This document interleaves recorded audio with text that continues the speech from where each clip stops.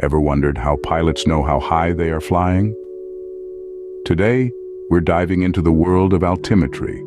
At its core, altimetry is the study of how atmospheric pressure varies with altitude. This may sound technical, but it's vital for the safety of every flight. When we're talking about flight, altitude isn't just a number, it's a lifeline. Altitude can be defined as the vertical distance from a reference surface to the aircraft. And when it comes to reference surfaces, aviation has its own set.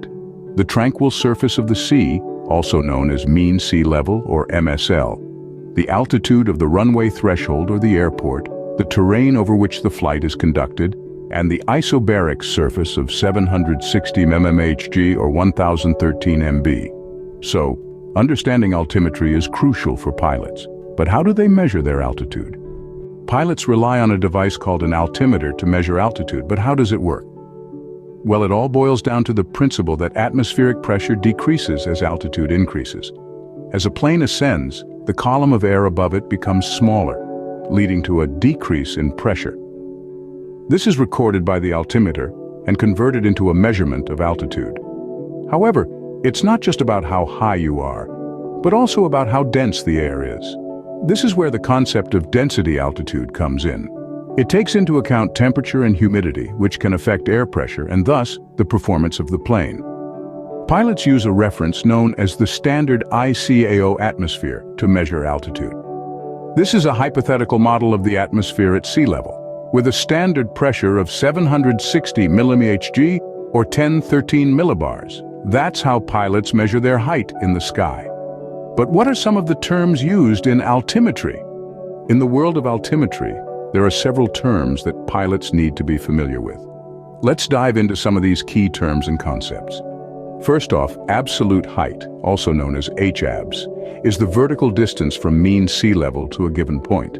It's essentially how high you are above the sea level. Next, we have relative height, or HREL. This is the vertical distance from the reference surface of the airport to the considered point. It's your height in relation to the specific airport you're dealing with. Then there's true height, or HAD.